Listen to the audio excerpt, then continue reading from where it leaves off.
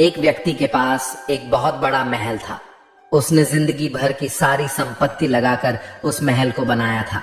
आसपास के शहरों में के कई लोग उसके महल को देखने आते थे। कई बड़े बड़े सेठ उसके महल को खरीदने की कोशिश करते थे, पर वह महल उसका अहंकार था, उसकी जीने की वजह था। उसका उस महल में बहुत मोह था। एक दिन उसके महल में आग लग गई और वह कहीं बाजार गया था। जब वह घर लौट कर आया तो उसने देखा कि मेरा महल आग में जल रहा है। अपने घर को आग में जलता देखकर उसे इतना दुख हुआ। उसने कहा, अगर यह महल नहीं रहेगा तो मैं भी जिंदा नहीं रहूंगा। अगर मेरा महल ही जल रहा है तो मैं जी के क्या करूंगा।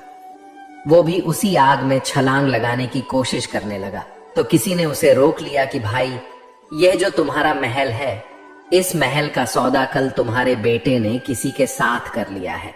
जब उसे पता चला कि यह महल अब मेरा नहीं रहा, किसी और का हो चुका है, तो उसकी सारी चिंता खत्म हो गई। जैसे और लोग उस जलते हुए महल को देखकर तमाशा देख रहे थे, वैसे यह भी खड़ा हो गया। इतनी ही देर में उसका बेटा आया। वह अपने बेटे को देखकर बहुत प्रसन्न हुआ।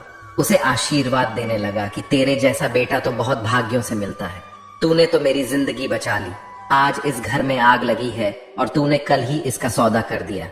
वह अपने पिताजी से कहने लगा कि पिताजी, मैं इस महल के सौदे लिए बात तो करने गया था, पर सौदा अभी पक्का हुआ नहीं है।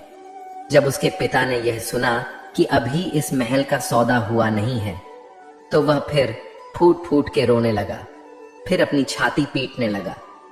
महल वही है, इंसान वही है, लेकिन जब महल मेरा है तब वह दुख भी देता है, खुशी भी देता है।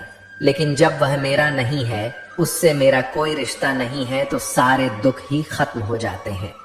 ऐसे ही जिंदगी में जब किसी जगह को, किसी इंसान को, किसी रिश्ते को, किसी काम को हम अपना मान लेते हैं, मेरा मान लेते हैं, तो वहीं से ही सारे दुखों की शुरुआत होती है, वहीं से हर तकलीफ की शुरुआत होती है।